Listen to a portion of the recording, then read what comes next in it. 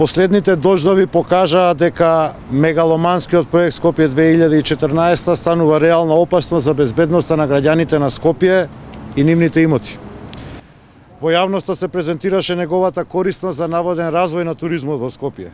Изминативе неколку денови потврдија дека оваа слика не само што не го развива туризмот, туку представува опасност за безбедноста на целиот град.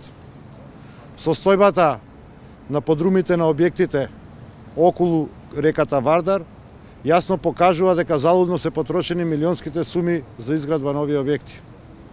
Галиите, насипите и градежниот шут во коритото на реката Вардар ја намалуваат проточноста на водата и со тоа сериозно ја загрозуваат заштитата од поплави на градот Скопје. Ве известувам дека на собраниот отпад во и околу коритото на реката уште денеска градот Скопје почнува да го расчистува. За нас безбедноста на граѓаните и заштитата на објектите околу реката Вардар се наш приоритет. Благодарам, повелете прашање. Што ќе се случува со панорамското тркало и со спомениците од Скопје 2014, дали ќе има дислокација? Значи, веќе рековме, екипи составени од повеќе надлежни институции утврдуваат протокол за тие случувања.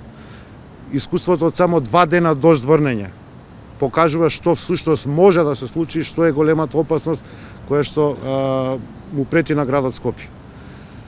Панорамското тркало е стопирано со градба, од него нема потреба градот, жива среќа е што не е платено, па барем ќе заштедиме народни, државни, граѓански пари.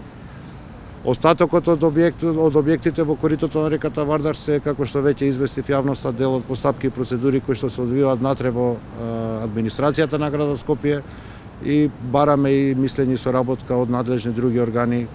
За нас приоритет е безбедноста на Скопје. Со овој бетон позади што ќе се?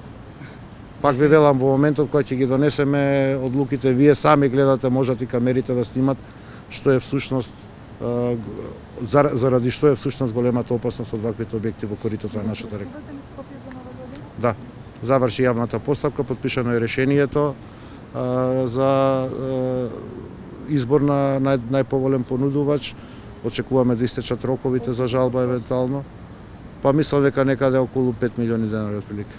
Дали договорот со изведувачот бетон за панорамското тркало е раскинат и дали градот ќе плаќа пенали со оглед на тоа што веќе е склучен договорот, а работите се стопирани?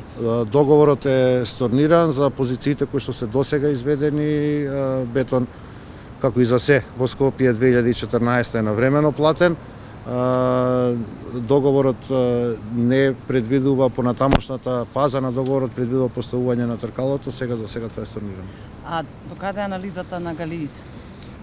Во тек е правната постапка, деновиве кои што се пред нас, надлежните инспекцијски органи на градот Скопје ќе ги посетат собствениците на објектите за да видиме нивната согласност согласно дадените решенија, па ќе ги превземеме понатамошните чекори. Сметате ли дека пропадна одлуката за забраната за движење на возила на водно с оглед на тоа дека вчера таму повторно имаше возила? Вчера, колку што бев известен од страна на сообраќајната полиција, заради собирот на Никола Груевски и неговото весело друштво, сообраќајната полиција не беше во можност да одговори на потребите на градот за стопирање на сообраќајот. На едниот паркинг имало возила, сепак делумно се почитувало. Не може градоначалникот на градот Скопје или градската администрација да наложат на граѓаните на Скопје да ги почитуваат сообраќајните знаци. Тоа е сепак работа на полицијата и еден минимум совест или однос на граѓаните кон планината која што веќе е забранета за сообраќај. Очекувам дека веќе во петок, што е првиот неработен ден, односно државен празник, полицијата ќе биде на лице место. Скопјани треба да се навикнат дека водно е забрането за сообраќај во текот на државните празници и викенди во определените сати. Како ќе постапувате доколку се повтори слична ситуација? Тоа е работа на другите органи, на полицијата. Не очекувам, веќе разговаравме со надлежните во СВР Скопје, барем 2 патроли да може во текот на овие денови додека не научиме да ги почитуваме сообраќајните знаци, да бидат присутни на влезовите на водно онаму каде што сообраќајот е забранет. Градоначалниче, зимата доаѓа, претходното раководство постојано беше изненадено од снегот. Дали сега град Скопје е подготвен? Градот Скопје, кризниот штаб на неколку пати заседаваше кога е во прашање зимската служба на градот Скопје, има определени резерви на сол, во тек е постапка за дополнување на резервите, затоа што по наша проценка не се доволни тие резерви за да може да ја покријат целата сезона. Градот има склучени двогодишни договори пред моето доаѓање со дел од фирми за ставање на располагање на механизацијата.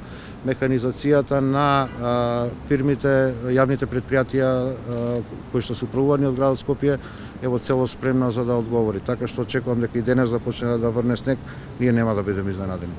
Колку пари од буџетот ќе се одделат, бидејќи нели како што рековте има нанесена штета објектите на Скопје? Овие објекти не се под наша надлежност, под наша надлежност е коритото на реката Вардар, тука и директорот на Македонскиот народен театар, веројатно заедно во соработка со Министерството за култура ќе направат соодветната проценка и она што мене ми беше достапно, министерот што го најави за култура е дека против изведувачите на овие објекти ќе бидат поднесени тужби за надомесна штета. Јас одам и чекор понатаму, мислам дека треба да биде побарана и одговорност од луѓето кои што така неодговорно одлучија да го осакатат Скопје.